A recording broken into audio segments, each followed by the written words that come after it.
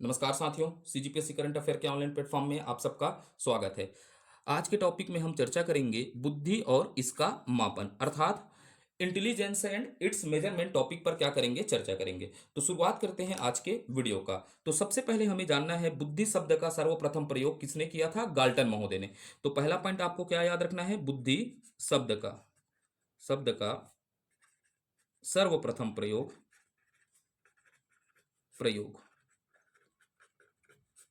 Galton ने किया था।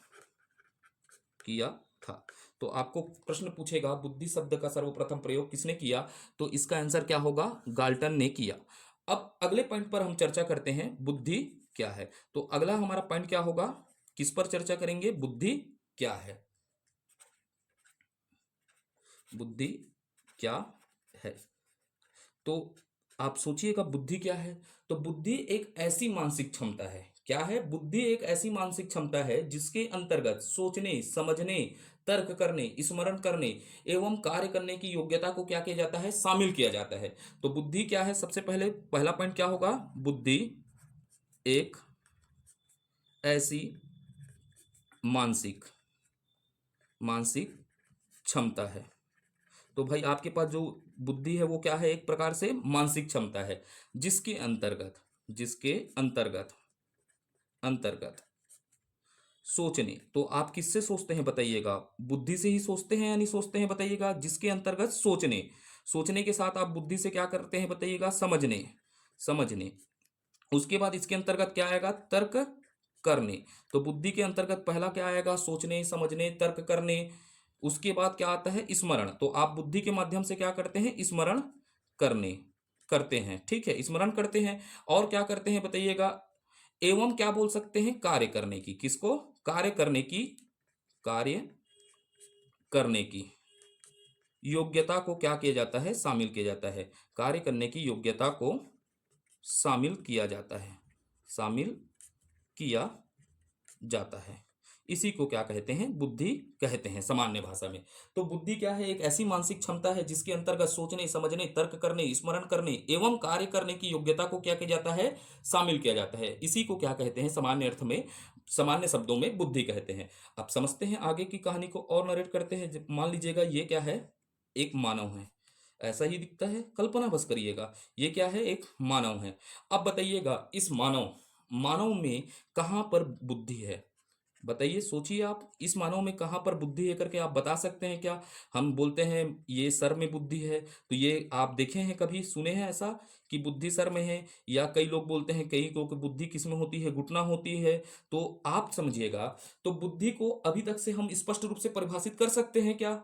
नहीं कर सकते, क्योंकि बुद्धि को हमने आज तक देखा ही नहीं है, अमूर्त रूप है। तो इसकी स्पष्ट रूप से अभी तक से परिभाषा नहीं की जा सकी है। समझ पाए आप?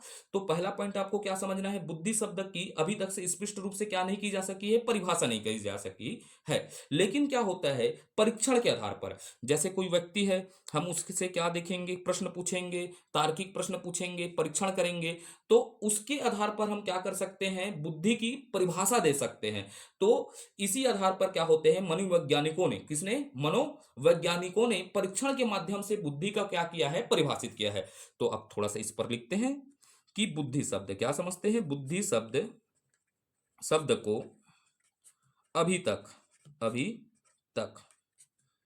स्पष्ट रूप से परिभाषित परिभाषित नहीं किया जा सका है सका है। लेकिन परीक्षण, किसकी बात कर रहा हूं? परीक्षण के आधार पर बुद्धि की परिभाषा परीक्षण के आधार पर बुद्धि की परिभाषा निम्न मन निम्न मनोवैज्ञानिक निम्न मनोवैज्ञानिक वैज्ञानिकों द्वारा दिया गया है। तो अब अगला टॉपिक क्या समझना है हमको, परिभाषा किसके द्वारा देते हैं, मनोवैज्ञानिकों के द्वारा बुद्धि की परिभाषा पर क्या करना है, चर्चा करना है। तो ये पृष्ठभूमि समझ पाए कैसा परिभाषा कैसा है करके, तो आगे चर्चा करते हैं। अब क्या जानते हैं, परिभाषा जानते हैं मनोवैज्ञानिकों के आधार पर। तो पहला परिभाषा किसके आधार पर देखते हैं, वुडवर्थ के आधार पर। किसके आधार पर, वुडवर्थ के आधार पर। तो वुडवर्थ बुद्धि के संदर्भ में क्या परिभाषा देते हैं, इसको जानने का प्रयास करते हैं। तो वुडवर्थ कहते हैं बुद्धि कार्य करने की विधि है। तो वुडवर्थ महोदय क्या कहते हैं, बुद्धि के संबंध में, बुद्धि कार्य करने की विधि है, कार्य करने की विधि है। तो आप भी समझिएगा कि आप अपने बुद्धि को लगाकर ही तो कार्य करते हैं। जैसे अभी पढ़ रहे हैं तो आपके पूरी तरीके से क्या है बताइएगा, बुद्धि एकाग्र है, तभी आप इन बातों को क्या कर सकते हैं, समझ सकते हैं। तो वुडवर्थ महोदय क्या कहते हैं, बुद्धि कार्य करने की क्षमता, एक बुद्धि कार्य करने की विधि है। उसके बाद हमको समझना है अगला परिभाषा, गाल्टन के आधार पर समझते हैं। ज्यादा परिभाषा नहीं पढ़ेंगे, दो तीन जहां से प्रश्न पूछे गए हैं। गाल्टन के आधार पर, किसके आधार पर, गाल्टन के आधार पर। तो गाल्टन महोदय क्या कहते हैं, बुद्धि पहचानने एवं सीखने की क्या है, शक्ति है। तो बुद्धि को इन्होंने परिभाषित क्या किया है, बुद्धि पहचानने एवं सीखने की क्या है, शक्ति है। तो गाल्टन महोदय क्या कहते हैं, बुद्धि पहचानने तथा सीखने की शक्ति है। किसके आधार पर, गाल्टन महोदय के आधार पर। तो आपके पास क्या है, दिमाग है, तभी तो आप क्या है समझेगा। एक चित्र दिखला रहा हूं, ठीक है, ये है, मान लीजिएगा मोहल्ले में रहने वाला क्या है, कुत्ता बोलते हैं, डॉग है मान लीजिएगा, है ना। और वैसे ही चार पैर वाला एक जीव है, मान लीजिएगा थोड़ा सा ये जंगल में रहता है, क्या है बताइएगा, शेर है। तो आप कैसे पहचाने कि ये क्या है, शेर है और ये कुत्ता है, तो बुद्धि के माध्यम से ही तो समझ पाए। तो बुद्धि आपको क्या देता है, पहचानने एवं सीखने की क्या देता है, शक्ति देता है। तो अभी तो आप पहचान पाए, तभी तो आप भेद कर पाए कुत्ता और किसमें, शेर में। तो गाल्टन महोदय कहते हैं बुद्धि पहचानने एवं सीखने की क्या है, शक्ति है करके। ठीक है, उसके बाद आपको याद रखना है टर्मन के आधार पर। किसके आधार पर देखते हैं, टर्मन। टर्मन क्या कहते हैं करके जानते हैं। तो टर्मन कहते हैं बुद्धि अमूर्त विचारों के बारे में सोचने की क्या है, योग्यता है। टर्मन महोदय कहते हैं बुद्धि अमूर्त विचारों के बारे में सोचने की क्या है, योग्यता है। फिर समझते हैं इसको, लिखते हैं, बुद्धि अमूर्त विचारों के बारे में सोचने की योग्यता है।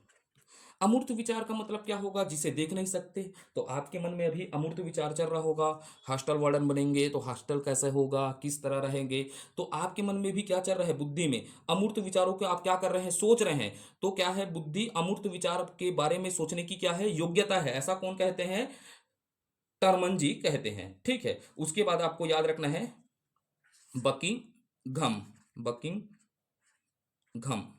ठीक है, बकिंघम महोदय के अनुसार। तो बकिंघम महोदय क्या कहते हैं, सीखने की शक्ति ही क्या है, बुद्धि है। बकिंघम महोदय कहते हैं सीखने की शक्ति ही क्या है, बुद्धि है। सीखने की शक्ति ही बुद्धि है।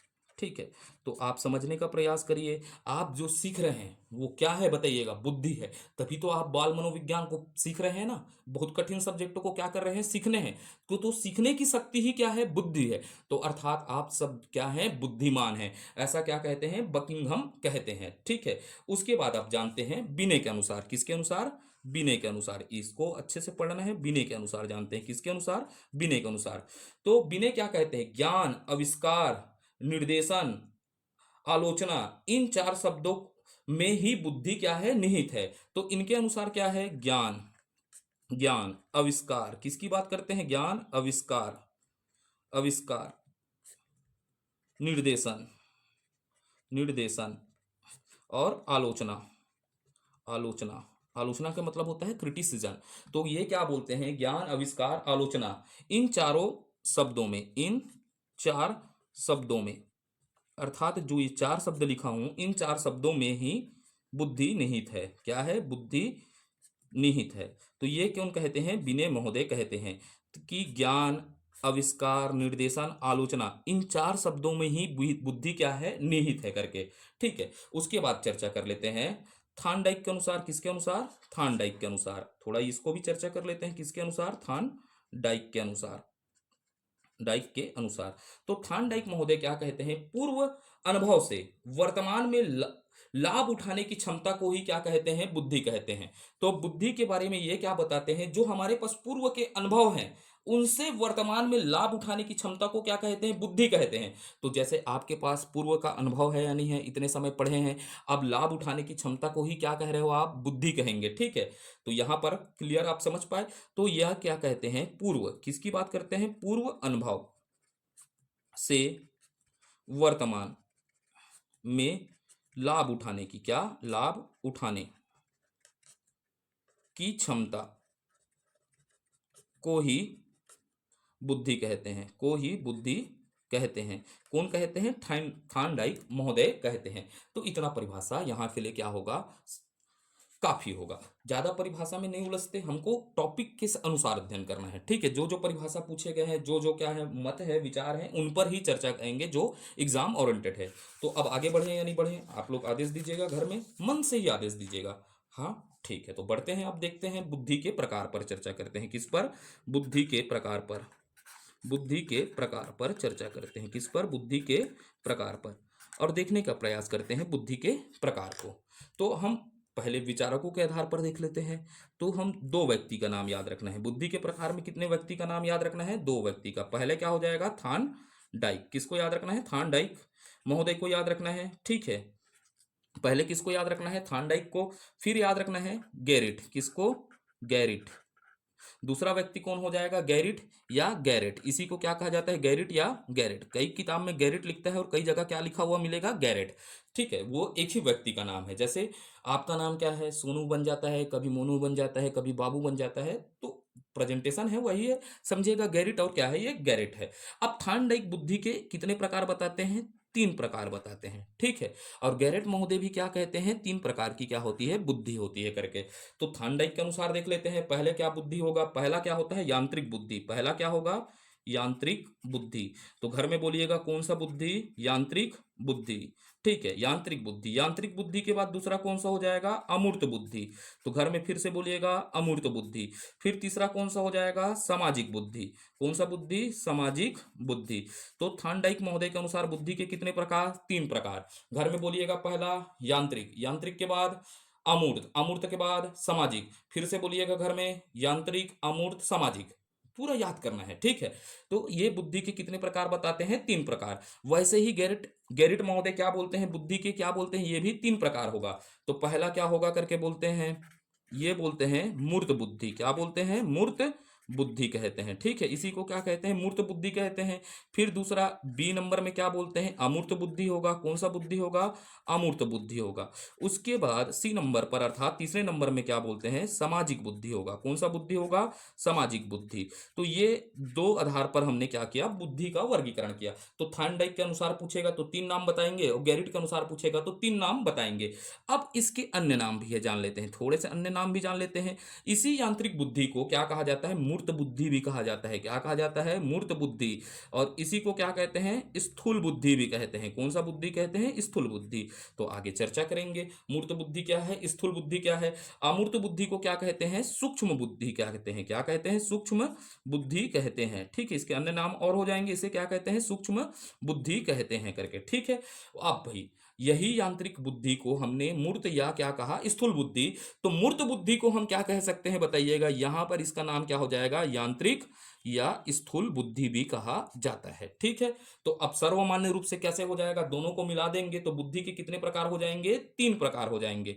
ठीक है, तो बुद्धि के कितने प्रकार हो जाएंगे? दोनों को मिलाने के बाद समावेशित रूप से क्या हो जाएगा? बुद्धि के कितने प्रकार हो जाएंगे? तीन प्रकार हो जाएंगे। क्योंकि दोनों के मत में अमूर्त तो मिल ही रहा है। इसके पास ने भी माना है अमूर्त, इसने भी सामाजिक माना है, लेकिन यहां पर इन्होंने क्या कह दिया? यांत्रिक। यहां पर क्या कह दिया? मूर्त। लेकिन यांत्रिक को भी क्या कहा जाता है? मूर्त बुद्धि। इसी को क्या कहा जाता है? स्थूल बुद्धि। अमूर्त को भी क्या कहा जाता है? यांत्रिक अन्य नाम से या कहा जाता है? स्थूल बुद्धि। तो बुद्धि के कितने प्रकार हो जाएंगे? मुख्य रूप से तीन प्रकार। पहला कौन सा हो जाएगा? यांत्रिक बुद्धि। कौन सा बुद्धि? यांत्रिक बुद्धि, या इसी को क्या कहते हैं? मूर्त बुद्धि। क्लियर हुआ? यांत्रिक बुद्धि या मूर्त बुद्धि। उसके बाद क्या हो जाएगा? अमूर्त बुद्धि। दूसरा कौन सा हो जाएगा? अमूर्त बुद्धि हो जाएगा। उसके बाद तीसरा कौन सा हो जाएगा? सामाजिक बुद्धि। कौन सा बुद्धि? सामाजिक बुद्धि। ठीक है, नाम के अनुसार पूछेगा तो थॉर्नडाइक के आधार पर क्या हो जाएगा? एक अंतर है यांत्रिक, और गैरिट के आधार पर एक अंतर क्या है? वो क्या कहते हैं? पहले को मूर्त बुद्धि। ठीक है, तो नाम के आधार पर, और नाम नहीं दिया है तो तीन प्रकार होंगे। कितने प्रकार होंगे? तीन प्रकार। यांत्रिक या अमूर्त बुद्धि, मूर्त, यांत्रिक या मूर्त बुद्धि, या अमूर्त बुद्धि, या सामाजिक बुद्धि। अब समझते हैं थोड़ा थोड़ा, इन पर ज्यादा नहीं चर्चा करेंगे, सिलेबस अनुसार कुछ चर्चा करेंगे। ठीक, तो पहला टॉपिक देखते हैं यांत्रिक। क्या को देखते हैं, थोड़ा सा चर्चा कर लेते हैं। यांत्रिक, इसी को क्या कहा जाता है? मूर्त बुद्धि कहते हैं। कौन से बुद्धि कहते हैं? मूर्त बुद्धि। और इसी को क्या कहते हैं? स्थूल बुद्धि कहते हैं। ठीक है, अब स्थूल बुद्धि कहते हैं। तो यांत्रिक का अर्थ क्या होगा समझते हैं, थोड़ा सा इस पॉइंट को समझेगा। यांत्रिक का अर्थ क्या होता है? ठीक है, तो मशीन से। क्या होता है? मशीन, मशीन से। यांत्रिक का अर्थ क्या होता है? मशीन से। ठीक है, तो यंत्र का मतलब क्या होता है? मशीन से। उपकरणों का प्रयोग करना तथा समझना क्या कहलाता है? यांत्रिक बुद्धि कहलाता है। तो यांत्रिक बुद्धि क्या हो जाएगा? उपकरणों का, थोड़ा सा समझिएगा, उपकरणों का प्रयोग करना। क्या करना? प्रयोग करना, करना तथा समझना। किसके अंतर्गत आएगा? यांत्रिक बुद्धि के अंतर्गत आएगा। तो यांत्रिक बुद्धि के अंतर्गत कार्य करने वाले कौन आएंगे? इंजीनियर, जो यंत्र उपकरण के माध्यम से क्या करते हैं? प्रयोग करते हैं और समझने का कार्य करते हैं, तो उसे क्या कहा जाता है? यांत्रिक बुद्धि कहा जाता है। स्थूल बुद्धि, स्थूल बुद्धि का मतलब क्या होगा? स्पष्ट रूप से, जो क्या दिखलाई देता है? स्पष्ट रूप से दिखाई देता है, स्पष्ट रूप से दिखाई देता है। जो दिख रहा है अर्थात भौतिक है, उसे क्या कहा जाएगा? स्थूल बुद्धि। जैसे मैं अभी लिख रहा हूं, आपके लिए क्या है? स्थूल बुद्धि का समान है, क्योंकि दिख रहा है आपको स्पष्ट रूप से। अब मूर्त बुद्धि का मतलब क्या होगा समझिएगा? पांच इंद्रियां हैं हमारे पास। कितने इंद्रियां हैं? पांच इंद्रियां। अब पांच इंद्रियां हैं तो पहला क्या करना आप समझेगा? पहला इंद्रिय क्या है बताइएगा? आंख है। आंख के साथ क्या होता है? कान होता है। कान के साथ क्या होता है? नाक होता है। नाक के साथ क्या है? जीभ है। और जीभ के साथ क्या है? त्वचा है।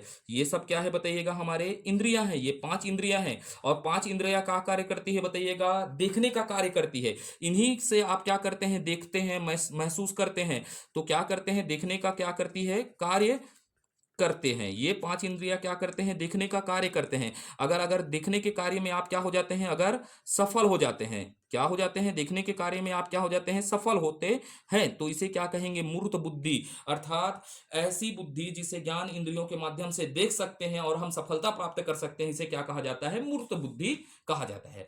अब मूर्त बुद्धि अर्थात किस बुद्धि को? यांत्रिक बुद्धि को। कौन सा? यांत्रिक बुद्धि को। ठीक है, यांत्रिक बुद्धि को क्या कहा जाता है? व्यवहारिक बुद्धि कहा जाता है। क्या कहा जाता है? व्यवहारिक बुद्धि भी कहा जाता है। ठीक है, तो इस पर आप डाउट मत रखिएगा, अच्छे किताब देखेंगे तो बिल्कुल आपको मिलेगा। यांत्रिक बुद्धि को क्या कहा जाता है? व्यवहारिक बुद्धि कहा जाता है। और आप लोकल पब्लिकेशन में देखेंगे तो यह नहीं मिलेगा। ठीक है, तो एक बार प्रश्न पूछा था किस बुद्धि को व्यवहारिक बुद्धि कहा जाता है, तो यांत्रिक बुद्धि को व्यवहारिक बुद्धि कहा जाता है। हर एक प्रश्न को एनालिसिस करके आता हूं, किस तरह के प्रश्नों को किस तरह आंसर लिया गया है करके। ठीक है, फिर इसके अंतर्गत कौन आएगा? यांत्रिक बुद्धि या मूर्त बुद्धि या स्थूल बुद्धि के अंतर्गत कौन आएगा? अभियंता। अभियंता भाई क्या है? यंत्रों का प्रयोग करता है। ठीक है, तो अभियंता आ गया। इसके अंतर्गत क्या आ गया? कारीगर आ गया। ठीक है, कारीगर आ गया। और कौन आ गया? मैकेनिक आ गया, मैकेनिकल आ गया। ठीक है, मैकेनिकल कार्य क्या आएगा? यांत्रिक या मूर्त या स्थूल बुद्धि के अंतर्गत आएगा। क्लियर हुआ आपको? ठीक, तो अब आगे बढ़ते हैं। मूर्त या अमूर्त या सूक्ष्म बुद्धि, यहीं पर लिख देता हूं मैं। ठीक है, पन्ना को वेस्ट नहीं करते, कीमती है हर चीज। ठीक है, अमूर्त किसकी बात करता हूं? अमूर्त या सूक्ष्म, क्या बात करता हूं? सूक्ष्म बुद्धि। अमूर्त या सूक्ष्म बुद्धि। अमूर्त का मतलब क्या है भाई? जो आप तर्क वितर्क की क्षमता, ये क्या कहलाता है? अमूर्त बुद्धि कहलाता है, क्योंकि आपकी तर्क वितर्क की क्षमता कहाँ है? मस्तिष्क में है। तो वो दिखता है क्या? नहीं दिखता। तो ये इसके अंतर्गत क्या आएगा? तर्क वितर्क की क्षमता। क्या आता है? तर्क वितर्क की क्षमता। अमूर्त बुद्धि के अंतर्गत क्या आएगा? तर्क वितर्क की क्षमता आएगा। अब भाई चिंतन का अमूर्त रूप, आप जो मन में चल रहा रहे हैं, जो आप सामने प्रकट नहीं कर रहे हैं, वो क्या है? अमूर्त बुद्धि है। तो चिंतन का अमूर्त रूप कहलाता है। ये क्या कहलाता है? चिंतन का अमूर्त रूप। आपके मन में अभी पढ़ने बैठ रहे हैं, वीडियो देख रहे हैं, ठीक है, कब किसका फोन आए तो मैं गोठियाऊं करके सोचोगे, तो ये आपके क्या है बताइएगा? अमूर्त बुद्धि है। मन में आप अभी वीडियो देखेंगे मेरा, ठीक है, हम वीडियो देखोगे तो मन में किसी का विचार है, ठीक है, किसी की तन्हाइयों में खोए हो, तो ये क्या है? चिंतन का अमूर्त रूप है। आप बता रहे हैं क्या किसी को? आप अंदर में सोच रहे हैं, तो ये अमूर्त बुद्धि क्या होता है? चिंतन का अमूर्त रूप कहलाता है। ठीक है, उसके बाद इसके अंतर्गत भाई कौन आएंगे, दार्शनिक आएंगे। कौन आएंगे, दार्शनिक, वैज्ञानिक, जिनके मन में उथल पुथल चलते रहता है, अमूर्त चिंतन करते रहते हैं। ठीक है, और क्या होते हैं, कलाकार, जैसे पेंटर। ठीक है, ऐसा पेंटिंग बना दिया, मान लीजिए ये पेंटिंग बना दिया ऐसा करके। ठीक है, ऐसा बना दिया। ठीक है, उसके दिमाग में चल रहा है ये क्या है, मोनालिसा का पेंटिंग बना रहा हूं करके। ठीक है, करोड़ों में बिक गया, ये है पेंटिंग है। एक मान लीजिएगा ये सुंदर सी लड़की है, क्या है, लड़की का विचार देख रहा है एक चित्रकार, तो ये क्या है, अमूर्त बुद्धि है, क्योंकि वो अपने मन में चला रहा है। समझिएगा, इतनी सुंदर हूं मैं, क्या करूं करके बना दिया लड़की। ठीक है, बुरा न मानिएगा, अच्छी दिख रही है। ठीक है, मेरे पेंटिंग कला अच्छा है, मानता हूं। ठीक, तो ये क्या हो जाएगा, अमूर्त बुद्धि। तो अमूर्त बुद्धि के अंदर दार्शनिक, वैज्ञानिक और कौन आएंगे, कलाकार आएंगे। ठीक है, अब देखते हैं सामाजिक बुद्धि पर चर्चा करते हैं। बस आप चिंतन करते जाइए मनोवैज्ञानिक टाइप से। किस पर, सामाजिक बुद्धि पर। किस पर चर्चा करते हैं, सामाजिक बुद्धि क्या है देखते हैं। तो समाज में रहने वाले में जो बुद्धि पा जाता है वो सामाजिक बुद्धि कहता है। समाज में रहने वाले व्यक्ति कह देता हूं इसको सामान्य भाषा में, समाज में रहने वाले व्यक्ति, व्यक्ति में। ठीक है, जो बुद्धि पाया जाता है उसे कौन सा बुद्धि कहते हैं, सामाजिक बुद्धि। अब सामाजिक बुद्धि के अंतर्गत भाई राजनेता, जो राजनेता हैं उनके बुद्धि में जो चल रहा है वो सामाजिक बुद्धि हो जाएगा। राजनीतिक व्यक्ति हो जाएंगे, इनमें सामाजिक बुद्धि रहती है आदि। ठीक है, नहीं रहते भले ये अब बोल तो नहीं सकता क्या है करके। ठीक, तो यहां तक आपके दिमाग में बस जाना चाहिए। तो ये चलचित्र क्लियर हो रहा है। तो आपने अभी एक नंबर के प्रश्न को तैयार कर चुका है, बुद्धि के प्रकार को। अब देखते हैं बुद्धि की विशेषताएं। ठीक है, बुद्धि की विशेषताओं पर चर्चा करते हैं। कथन कूट किसी में भी फंसाए आप ना फंसे करके मेरा प्रयास रहता है। ठीक है, तो बुद्धि की विशेषता, विशेषता। ठीक है, शुरुआत का बाल मनोविज्ञान का एक या दो चैप्टर बचा है, उसको मैं क्या करूंगा, आराम से करवाऊंगा। लेकिन हमारे पास सीधा अब मैं 4 चैप्टर पर टारगेट करूंगा। इसके बाद सीधा 4 चैप्टर को खत्म करूंगा। और शुरुआत के थोड़े से पॉइंट बचे हुए हैं, जो की पॉइंट बचे हुए हैं, जहां से प्रश्न पूछने की संभावना होगी, जैसे प्रभावित करने वाले तत्व और बाल मनोविज्ञान के कुछ थोड़े से तत्व हैं, उसको मैं 2 वीडियो में खत्म कर दूंगा। लेकिन हमारे पास अभी 4 टॉपिक है। 4 टॉपिक यानी कि 10 नंबर में 8 नंबर यहां से हमारे को आना ही है। तो हम पहले 4 टॉपिक को पहले खत्म कर लेते हैं। ठीक है, तो बुद्धि की विशेषता क्या है देखते हैं। तो बुद्धि क्या है भैया, आप ये है, ऐसा लड़का पैदा हुए तो लड़का के पास भी क्या होगा, बुद्धि होगा ना। तो बुद्धि क्या है, जन्मजात जन्मजात होता है। बुद्धि क्या है, एक जन्मजात जन्मजात योग्यता है। क्या है, जन्मजात होता है। क्या होता है, जन्मजात, अर्थात बचपन से ही आपको क्या मिलता है, बुद्धि प्राप्त होता है। और बुद्धि कैसा होता है, प्राकृतिक होता है। जन्मजात एवं क्या है, प्राकृतिक। कैसी, प्राकृतिक योग्यता है। ठीक है, बुद्धि क्या है, जन्मजात एवं प्राकृतिक योग्यता है। क्यों बुद्धि प्राकृतिक योग्यता है, मान लीजिएगा आप जन्म लिए। ठीक है, तो जन्म के बाद ये बड़ा हुआ, तो बड़ा हुआ तो भाई जितना बुद्धि आपको पहले से मिलना चालू हुआ उसी आधार से करोगे या नहीं करोगे। या तो प्राकृतिक क्यों है, मान लीजिएगा बुद्धि लिया, अब इसके अंदर में थोड़ा सा स्टोरेज क्षमता बढ़ा देते हैं। तो हम क्या कर देते हैं बताइएगा, एसडी कार्ड डाल देते हैं, कुछ भी डाल देते हैं, मेमोरी डाल देते हैं, इसके माध्यम से क्या होगा, इसकी क्षमता बढ़ जाएगी। तो ऐसा हो ही नहीं सकता। तो बुद्धि क्या है, जन्मजात और प्राकृतिक है, इसीलिए इसे क्या माना गया है, प्राकृतिक योग्यता माना गया है। अब बुद्धि योग्यता है, बुद्धि क्या है समझिएगा, बुद्धि में योग्यता होती है। क्या होती है, योग्यता होती है। तो कैसी योग्यता होती है समझिएगा, समायोजन की योग्यता होती है। क्या होती है, योजन की योग्यता होती है। क्या होती है, समायोजन की योग्यता होती है या नहीं होती है। आप समायोजन करते हो नहीं करते हो अपने जीवन में, समायोजन की योग्यता होती है। उसके बाद क्या होती है, सीखने की क्या होती है बताइएगा, योग्यता होती है। क्या होती है, सीखने की योग्यता होती है। ठीक है, अगर आप एक बार प्यार में धोखा खा जाओगे तो प्यार दोबारा ना होगा करके गाना गाओगे ना, लेकिन हो जाता है, निपोरवा दिल है मानता नहीं वाला है। ठीक है, तो फिर से सीखोगे और अनुभव करोगे। तो सीखने की क्या होती है, योग्यता, एक उदाहरण है ना। ठीक है, बीच में आप ऊँघा मत जाओ। ठीक है, प्रवचन चल रहा है, धारा प्रवाह में आप सो गए तो ठीक है, अचानक जगाने का भी कार्य करना पड़ता है। तो बुद्धि क्या होती है, योग्यता है। तो इसमें सीखने की भी योग्यता होती है। अब इसमें अमूर्त चिंतन की योग्यता होती है, अमूर्त चिंतन की योग्यता होती है, चिंतन की योग्यता होती है। जैसे अमूर्त चिंतन का मतलब क्या होता है समझिएगा, आप अभी खो जाएंगे कुछ समय, हॉस्टल वार्डन बनेंगे तो किधर से लोग लड़का का गद्दा वद्दा का पैसा खाएंगे करके, अभी से आपके मन में अमूर्त चिंतन चल रहा है, बने नहीं है, लेकिन ये क्या है, बुद्धि है। तो बुद्धि में क्या होती है, योग्यता, समायोजन की योग्यता, सीखने की योग्यता, अमूर्त चिंतन की क्या होती है, योग्यता होती है। अब उसके बाद बुद्धि की विशेषता, तो बुद्धि क्या होती है बताइएगा, अमूर्त संप्रदाय है।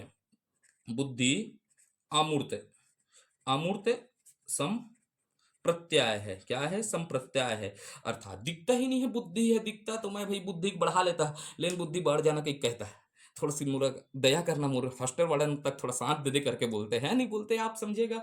तो बुद्धि क्या है? अमूर्त संप्रदाय है।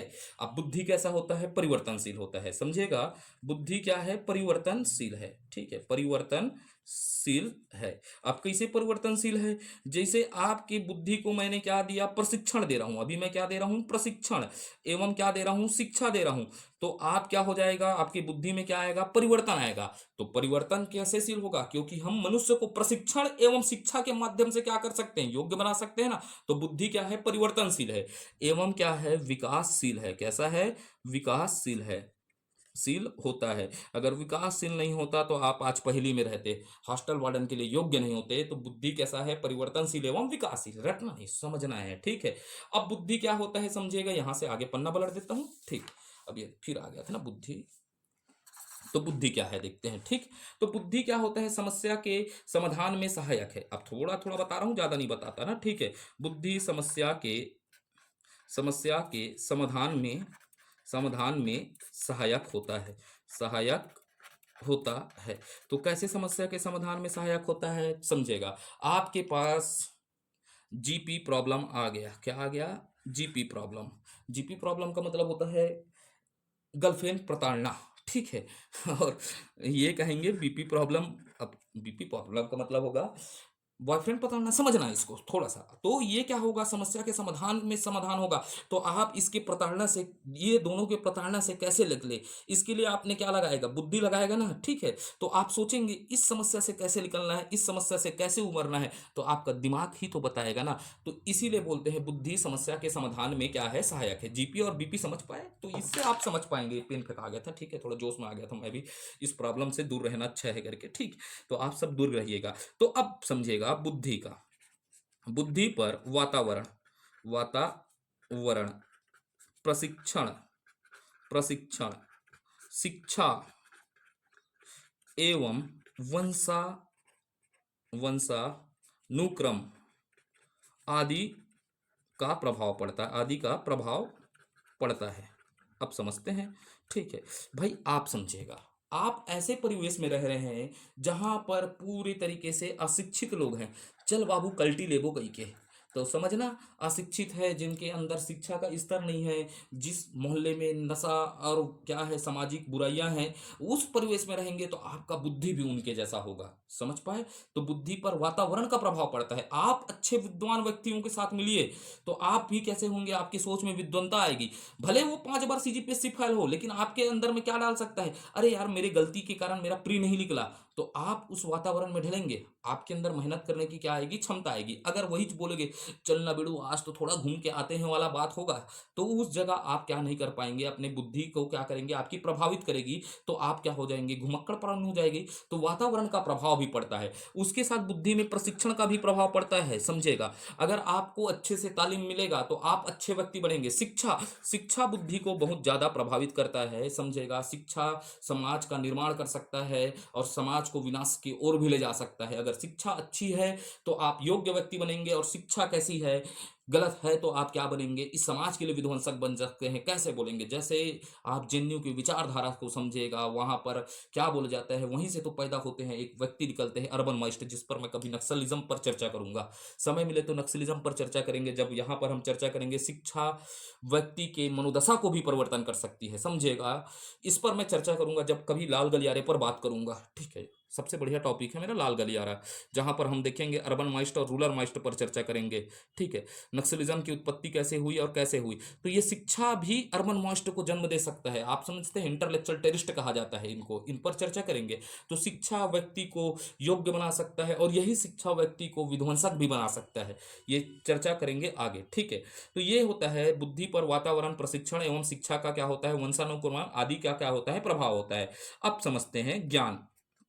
ज्ञान का व्यवहारिक, क्या बोल रहा हूं? ज्ञान का व्यवहारिक जीवन में प्रयोग, जीवन में प्रयोग प्रयोग करना, ज्ञान का व्यवहारिक जीवन में प्रयोग करना क्या कहलाता है? बुद्धि कहलाता है। ये पॉइंट आपको क्लियर हुआ? अगर आपके पास जो ज्ञान है और उसको ज्ञान को व्यवहारिक जीवन में प्रयोग कर रहे हैं तो वो क्या कहलाएगा? बुद्धि कहलाएगा। तो यहां से एक कथन निकला या नहीं निकला? ज्ञान एवं बुद्धि में क्या हो जाएगा फिर? घनिष्ठ संबंध होता है। ज्ञान एवं बुद्धि में क्या होता है? घनिष्ठ संबंध होता है। घनिष्ठ संबंध होता है। ये पेन खत्म हो गया है, संबंध होता है, इसको हटाता हूँ। ठीक है, ये भी जीवन से एक्स हो गया है मेरा। ठीक, तो ये क्या है? ज्ञान और बुद्धि में क्या होता है? घनिष्ठ संबंध होता है। क्लियर हुआ? ज्ञान और बुद्धि में कैसा संबंध होता है? घनिष्ठ संबंध होता है। ठीक, अब यहां से थोड़ा सा पॉइंट पढ़ लेते हैं। बुद्धि को प्रभावित करने वाले कारक, बुद्धि को प्रभावित करने वाले कारक, प्रभावित करने वाले कारक पर देखते हैं। बुद्धि को क्या क्या चीज प्रभावित करता है? तो बुद्धि को तीन चीज प्रभावित करते हैं। व्यक्ति का वातावरण करता है या नहीं करता है? बताइएगा। आप अच्छे वातावरण में रहेंगे तो आपका बुद्धि क्या होगा? अच्छा होगा। तो पहला क्या हो जाएगा? वातावरण होगा। वातावरण के बाद क्या होता है? वंशानुक्रम। ठीक है, आपके पिता जीनियस है तो आपका उसका बेटा भी क्या होगा? जीनियस होगा। ठीक है, तो वंशानुक्रम का भी प्रभाव पड़ता है। इसीलिए बोलते हैं माँ पढ़े लिखे हैं तो बेटा भी क्या होगा? पढ़ा लिखा होगा। लेकिन आज के डेट में क्या होता है? ये समाज वातावरण के कारण वह क्या हो जाता है? प्रभावित हो जाता है। इसीलिए एक कथन सत्य है, पूत कपूत सो का धन संचय, पूत सपूत तो का धन संचय। तो वातावरण, वंशानुक्रम, उसके साथ क्या होता है? वातावरण, वातावरण व वंशानुक्रम लिख रहा हूं, वातावरण एवं वंशानुक्रम का अंतःक्रिया, ये तीन चीजें क्या करती है? प्रभावित करती है। अब यहां पर प्रश्न पूछ दिया, सार्वधिक शब्द पूछेगा, तो सार्वधिक किसका होता है? वातावरण का। और नाम मात्र का किसका होता है? वंशानुक्रम का। अब इसको प्रश्नों की प्रवृत्ति में करूंगा। ठीक है, तो ये आपको कहाँ क्लियर होगा? जब मैं प्रश्न लेकर आऊंगा तो इसके अनुसार से या तो दोनों को लेना पड़ता है, कई जगह दोनों तथ्यों को लेना है। सार्वधिक शब्द पूछा तो वातावरण है, अगर सार्वधिक नहीं पूछा तो दोनों दे देता है, ए बी, और क्या दे देता है? दोनों सही है और उपरोक्त में कोई नहीं। तो हमको दोनों लेना पड़ेगा। सार्वधिक नहीं पूछा है तो दोनों लेना पड़ेगा, और सार्वधिक नहीं पूछा है तो दोनों लेना पड़ेगा, और सार्वधिक पूछा है तो वातावरण। तो इसको मैं एमसीक्यू में कराऊंगा। ये प्रश्न पूछा गया है, इसको दो तरीके से आंसर लिया है, इसको मैं चर्चा करूंगा कहाँ? एमसीक्यू पर। ठीक है, तो आगे बढ़े अब। हाँ, आप बोल रहे हैं तो आगे बढ़ते हैं। मन में बोले हैं, मैं सुन लिया हूं आपके विचारों को। ठीक, जैसे आप मेरे विचारों को बिना देखे कह रहे हैं, मैं यहाँ टुकड़ों में जी रहा हूँ, तुम वहां टुकड़ों में जी रही हो गई वाला गाना सुनो और पढ़ना चालू करिए। ठीक है, अब देखते हैं बुद्धि के सिद्धांत पर चर्चा करते हैं। किसके? बुद्धि के सिद्धांत पर चर्चा करते हैं। ठीक है, तो बुद्धि के सिद्धांत, तो अब बुद्धि का सिद्धांत क्या है समझते हैं। तो बुद्धि के निर्माण किन तत्वों और किन कारकों से हुआ है, इसे स्पष्ट करने के लिए मनोवैज्ञानिक अपने अपने क्या करते हैं? तर्क प्रस्तुत करते हैं। उसे क्या कहा जाता है? बुद्धि का सिद्धांत कहा जाता है। तो बुद्धि के सिद्धांत के लिए थोड़ा सा शब्द को निर्माण करते हैं, पृष्ठभूमि तैयार कर लेते हैं। बुद्धि का निर्माण, निर्माण किन किन तत्वों से हुआ है? किन किन तत्वों या कारकों से हुआ है? कारकों से हुआ है। किन किन तत्वों और कारकों से हुआ है, इसे स्पष्ट करने, इसे स्पष्ट स्पष्ट करने के लिए, इसे स्पष्ट करने के लिए मनोवैज्ञानिक, किसकी बात कर रहा हूं? मनोवैज्ञानिक ने अपने अपने अपने अपने तर्क प्रस्तुत किए, अपने अपने तर्क प्रस्तुत करते हुए सिद्धांत दिए हैं। सिद्धांत दिए हैं तो अलग अलग व्यक्ति का अलग अलग सिद्धांत दिए हैं। जैसे मोदी जी का अलग सिद्धांत है। ठीक है, जैसे जैसे मैंने कहा, ठीक है, उसे क्या कहते हैं? जिसे जैसे मैंने कहा उसे किया, वो मोदी जी है। मैं जो नहीं बोलता और करता हूं अमित शाह है वाला कहानी है। तो सबका अलग अलग सिद्धांत है। ठीक है, आप समझते हैं। तो पहला सिद्धांत देखते हैं, एक खंड। किस पर चर्चा करते हैं? एक खंड, या इसी को क्या कहा जाता है? एक तत्व। किसकी बात करता हूं? एक खंड, एक तत्व। और ये क्या कहा जाता है? एक कारकी सिद्धांत, या क्या कह रहा हूं? एक कारकी, एक ही का नाम है ना, एक कारकी सिद्धांत। तो पहला सिद्धांत क्या देखते हैं हम? एक खंड, एक तत्व, एक कारकी सिद्धांत। ठीक है, तो अब इसमें से यहां पर आपको एग्जाम के दृष्टि से पहला पॉइंट आपको क्या नहीं भूलना है? इसके प्रवर्तक कौन है। इसको आईएमपी डाल के रट घोल के पी लेना है। ठीक है, इसको एक पन्ने में अलग से लिख लीजिएगा, प्रवर्तक कौन है करके। इसको याद करना है ना, आईएमपी जिसको बोल दिया वो आएगा ही। अल्फ्रेड बिने, क्या है? अल्फ्रेड बिने है। ठीक है, इसके प्रवर्तक कौन है? अल्फ्रेड बिने हैं। ठीक, क्लियर हुआ? हो बोलो, अल्फ्रेड बिने है करके। ठीक, तो प्रवर्तक को नहीं भूलना है, एकदम कसम खाओ घर में बोलो कि इसको नहीं भूलेंगे, तो इसे छोड़ के जाओगे पछताओगे वाला हो जाता है।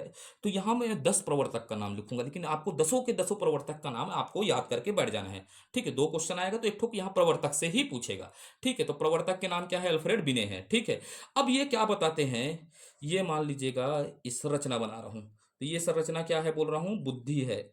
क्या है बोला मैं? बुद्धि है करके। ये संरचना क्या है बोलता हूं? बुद्धि है। तो ये क्या कहते हैं? बुद्धि का एक तत्व होता है। कितना तत्व होता है? बुद्धि का एक तत्व ही होता है। अर्थात बुद्धि पूर्ण रूप से एक तत्व से क्या होकर बनी है? मिलकर बनी है। ठीक है, कौन बोलते हैं? अल्फ्रेड बिने कहते हैं कि बुद्धि का एक तत्व होता है। तो इस सिद्धांत के अनुसार क्या हो रहा है आप समझिएगा, इस सिद्धांत के अनुसार बुद्धि को अविभाजित इकाई है। तो एक तत्व है तो बुद्धि क्या हो जाएगा? अविभाजित इकाई है। तो इस सिद्धांत में क्या बोल रहा हूं मैं? इस सिद्धांत के अनुसार, इस सिद्धांत के अनुसार बुद्धि क्या हो जाएगा बताइएगा? बुद्धि को अविभाजित इकाई माना है। क्या माना है? अविभाजित इकाई माना है। क्योंकि भाई एक तत्व है तो इसका विभाजन हो सकता है क्या? नहीं है। तो बुद्धि को क्या माना गया है? अविभाजित इकाई माना गया है। किसने? अल्फ्रेड बिने ने कहा है। तो बुद्धि का कितना तत्व होता है बोले हैं? एक तत्व। तो एक तत्व होगा तो इसका आलोचना होगा ही नहीं, बताइएगा। एक तत्व मानेंगे तो इसका क्या होगा? आलोचना होगा। क्या होगा? आलोचना। आलोचना क्यों होगा? अगर एक तत्व है तो सभी व्यक्ति की बुद्धि क्या होनी चाहिए? एक होनी चाहिए ना। कोई ज्यादा विद्वान होता है, कोई कम विद्वान होता है। क्यों होता है? एक तत्व होता तो सभी व्यक्ति क्या होते? समान होते, बताते हैं। अन्य अन्य व्यक्ति क्या बोलते हैं? अगर एक तत्व होता तो सभी मनुष्य की बुद्धि क्या होती? सोचने की क्षमता क्या होती? एक होती। तो इस आधार पर इसकी क्या की जाती है? आलोचना की जाती है कि बुद्धि एक तत्व का नहीं होता, इसके अनेक तत्व हैं। तो आलोचक क्या कहते हैं इसे? इस कारण आलोचक क्या कहते हैं? इस कारण इसे क्या कहा जाता है? इसको याद रखिएगा ना। इस कारण इसे निरंकुशवादी सिद्धांत कहते हैं। क्या कहते हैं? निरंकुशवादी। इसको पूछिएगा किसे निरंकुशवादी सिद्धांत कहते हैं करके पूछेगा तो आपको याद रखना है निरंकुशवादी। गलत लिखा होगा तो आप अच्छे से लिख लीजिएगा। इसे क्या कहते हैं? निरंकुशवादी सिद्धांत भी कहा जाता है। इसे निरंकुशवादी क्या कहते हैं? सिद्धांत कहते हैं। ठीक, क्लियर हो गया? इसे क्या कहते हैं? निरंकुशवादी सिद्धांत कहते हैं। और किसने कहा? जॉनसन ने। जॉनसन ने कहा। वो जॉनसन बेबी वाला साबुन। ठीक है, जॉनसन ने कहा। अब यहां पर एक तत्व और लिख लेते हैं। ठीक है, यहां पर से यहीं पर मैं यहां पर कर देता हूं ना। इसे क्या कहा जाता है? एक खंड एक तत्व एक कारकी सिद्धांत को। किसको बोल रहा हूं? एक खंड एक तत्व एक कारकी सिद्धांत को ही क्या कहा जाता है? दुनिया का, क्या कह रहा हूं? दुनिया की सबसे प्राचीन, सबसे प्राचीन, प्राचीन एवं प्रथम सिद्धांत कहा जाता है इसी को। ठीक है, बुद्धि मापन का सिद्धांत है। ठीक है, दुनिया की सबसे प्राचीन एवं क्या है बताइएगा? प्रथम सिद्धांत है। क्लियर हो गया? आपके जहन में बस गया? ठीक, तो ये हो गया एक खंड एक तत्व या एक कारकी सिद्धांत। क्लियर है? आगे बढ़ूं? ठीक, अब थोड़ा सा जटिल होगा ना, इसके बाद अगला वाला थोड़ा और इससे जटिल है। ठीक, तो समझने का प्रयास करेंगे, समझने में फोकस करिएगा। ठीक है, तो यहां पर देखेंगे दो तत्व। क्या देखेंगे? दो तत्व सिद्धांत। किस पर चर्चा करूंगा? दो तत्व सिद्धांत। इसी को क्या कहा जाता है? इसका अन्य अन्य तौर पर और क्या नाम हो सकता है? दो खंड सिद्धांत। क्या बोल रहा हूं? दो खंड सिद्धांत। किसकी बात कर रहा हूं? दो खंड सिद्धांत। या इसी को क्या बोलते हैं? द्विकारी की, द्विकारिकी सिद्धांत। क्या बोलते हैं? द्विकारिकी सिद्धांत। ठीक, तो इसको क्या कहूंगा? दो तत्व अर्थात दो खंड सिद्धांत या द्विकारिकी सिद्धांत। तो अब सबसे पहले यहां का हमको जो डायरेक्ट प्रश्न पूछ सकता है ये क्या है? इसके प्रतिपादक है। क्या है? प्रतिपादक को याद रखना है। डायरेक्ट प्रश्न किससे पूछ सकता है? प्रतिपादक। तो इसके प्रतिपादक है स्पीयरमैन। कौन है? स्पीयर मैन है। ठीक है, तो एकदम इसको कसम खाओ नहीं भूलोगे करके। ठीक, स्पेयरमैन है। क्या है? स्पेयरमैन है। ठीक, क्लियर हो गया? अब यहां पर एक नोट डालेंगे। क्या डालेंगे? नोट डालेंगे। तो बुद्धि के अन्य सिद्धांतों की नींव इसी सिद्धांत से रखी गई। तो इसे क्या माना जाता है? बुद्धि के अन्य सिद्धांतों की नींव इसी सिद्धांत से रखी गई। पहले तो एक तत्व माना, इन्होंने क्या कर दिया? दो तत्व माना। फिर अलग अलग विद्वानों ने बुद्धि को 7 तत्वों 11 तत्वों में विभाजित किया। इसी कारण इसे बुद्धि के अन्य सिद्धांतों की नींव मानी जाती है। तो यहां पर आपको क्या लिखना है? बुद्धि के अन्य, क्या बोल रहा हूं? अन्य सिद्धांतों की नींव इसी सिद्धांत से मानी जाती है। सिद्धांत से मानी जाती है, मानी जाती है, इसी सिद्धांत से मानी जाती है। क्लियर हुआ? बुद्धि के अन्य सिद्धांतों को इसी सिद्धांतों से मानी जाती है। अब इसके आधार पर क्या दो तत्व होते हैं इसको चर्चा करते हैं। देखना पड़ेगा, मोबाइल बीच में बंद हो मत हो जाए। चल रहा है 40 मिनट के बाद मोबाइल क्या हो जाता है? बंद हो जाता है। या गर्म हो जाता है। दो तत्व होते हैं, क्या होते हैं? दो तत्व। ये टॉपिक खत्म हुआ है, आज का वीडियो रोक देंगे। फिर इसमें क्या होते हैं? दो तत्व होते हैं। कितने तत्व होते हैं बोलिएगा? दो तत्व। क्या है? एक होगा सामान्य कारक। क्या होगा? सामान्य कारक। ये बोले दो तत्वों में एक कारक को क्या माना जाता है? सामान्य कारक। और एक को क्या बोला जाता है? विशिष्ट कारक। क्या बोला जाता है? विशिष्ट कारक। एक कौन सा हो जाएगा? सामान्य कारक। और एक क्या हो जाएगा? विशिष्ट कारक। इसी को बोलते हैं जीएफ। क्या बोलते हैं? जीएफ। अर्थात जर्नल फैक्ट कहते हैं। इसी को क्या कहते हैं? Journal fact. और विशिष्ट कारक को क्या बोलते हैं? एफएस। एफएस के मतलब होता है स्पेशल फैक्ट कहा जाता है। अब इसमें क्या कहा गया? इसमें जर्नल फैक्ट दो तत्व होंगे, एक सामान्य कारक और एक क्या होगा? विशिष्ट कारक। थोड़ा सा यहां पर आपको फोकस करना पड़ेगा अगले स्लाइड पर, ठीक है? तो अब समझते हैं। यहां पर बोला दो तत्व होंगे, एक सामान्य कारक और एक क्या होगा? विशिष्ट कारक, अर्थात जीएफ और एसएफ, अर्थात जर्नल फैक्ट और स्पेशल फैक्ट होगा करके। तो यहां से समझते हैं, सामान्य कारक पर चर्चा करते हैं। क्या करते हैं? सामान्य कारक। और इधर मैं लिख देता हूं विशिष्ट कारक। क्या लिख दिया? विशिष्ट कारक लिख दिया, ठीक है? एक सामान्य कारक और एक क्या हो गया? विशिष्ट कारक। इसको क्या बोलूंगा? जर्नल फैक्ट अर्थात जीएफ लिख दिया मैं। इसको क्या बोलूंगा? विशिष्ट फैक्ट को एसएफ बोलते हैं। क्या बोलते हैं? एसएफ। क्लियर हुआ? अब समझिएगा। अब ये है, मान लीजिएगा बुद्धि है। ये क्या है? बुद्धि है करके समझिएगा। अब ये बुद्धि में क्या होता है? जन्मजात से कुछ क्या होती हैं? ज्ञान होती है, ठीक है? जन्मजात से जो यहाँ पर क्या होती है? क्षमताएं होती है बुद्धि के अंतर्गत, ठीक है?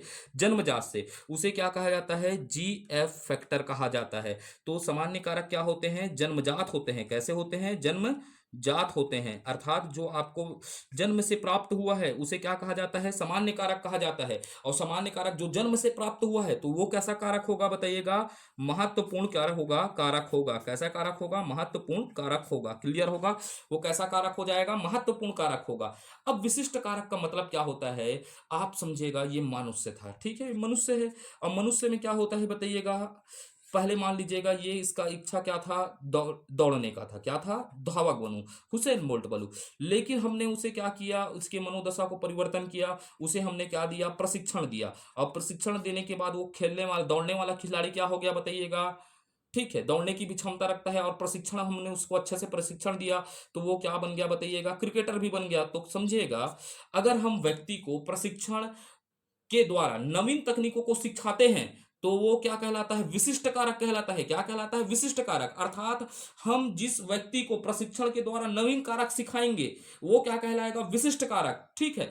तो कैसे सीखा? हमने उन्हें प्रशिक्षण दिया और क्या दिया? नवीन कारकों को क्या किया? सिखाया। तो उसे क्या कहते हैं? अर्जित ज्ञान। क्या कहते हैं? इसी को क्या कहेंगे? अब ये अर्जित कर रहे हैं ना, तो इसी को क्या कहेंगे? अर्जित कारक।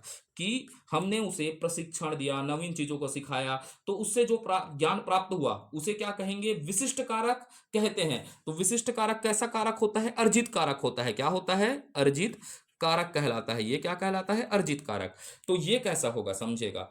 ये हमारे पास तो क्या है? जन्मजात है। जन्मजात के बाद हमने जो गुणों को सीखा, ऐसा सीख रहे हैं। ये सब क्या है? मान लीजिएगा आपने खाना बनाना सीखा तो किसके द्वारा सीखा? प्रशिक्षण। तो ये ऐसा और अन्य कारकों को हम क्या करते हैं? सीखते जाते हैं। तो क्या होता है? एस कारक। ये सब क्या कहलाएंगे? एस कारक कहलाएंगे, एस फैक्टर कहलाएंगे। ये सब क्या कहलाएंगे? एस फैक्टर कहलाएंगे। थोड़ा जटिल है, समझ पा रहे हैं? तो इसे एस फैक्टर कहलाएंगे। तो एस फैक्टर क्या है बताइएगा? जी फैक्टर तो जन्मजात है, ये क्या हो गया? आपका जन्मजात हो गया। तो एस फैक्टर क्या होगा? जो ये एस फैक्टर है, ये सब क्या है?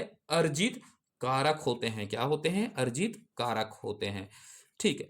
तो द्विकारक सिद्धांत किसने दिया करके पूछता है, तो स्पेयरमैन ने दिया। यही था द्विकारक सिद्धांत। तो आज के लिए वीडियो इतना ही रखे। हाँ, 43 मिनट हो गया। आज के लिए वीडियो इतना ही रखते हैं। ये वीडियो 3 वीडियो में मैक्सिमम इसको हम खत्म कर देंगे। 3 लगेगा ही, समझ रहे हो? आपके लिए 2 नंबर है तो 3 मैक्सिमम लगेगा, ठीक है? 3 वीडियो 40 मिनट में हम इसको खत्म कर देंगे। तो अगर आपको यह प्रयास अच्छा लग रहा है तो बिल्कुल आप लाइक कर सकते हैं, शेयर कर सकते हैं। लेकिन मेरे लिए सबसे ज़्यादा इंपॉर्टेंट क्या रखता है? कमेंट रखता है। क्या रखता है? आपका कमेंट रखता है, ठीक है? आप समझिएगा, ये वीडियो चैप्टर कुछ बड़ा है, ठीक है? यहाँ पर हमको क्या समझना पड़ेगा? सिद्धांत। अगले क्लास में हम पूरे सिद्धांत को खत्म करने का प्रयास करेंगे जहां तक संभवता हो जाए। लेकिन हमको मापन भी पढ़ना है। यहाँ क्या पढ़ना है? मापन। ये यहाँ से आप मान लीजिए 2 से 3 प्रश्न आने ही हैं आपको। 2 से 3 प्रश्न दिखेंगे इस टॉपिक से, तो इसको छोड़ना नहीं है। 2 टॉपिक किसको? बुद्धि और व्यक्तित्व को बहुत अच्छे से पढ़ना है, क्योंकि ये 10 नंबर हमारे लिए महत्वपूर्ण रखेगा। तो ठीक है, धन्यवाद। भारत माता की जय। मिलते हैं नेक्स्ट वीडियो में।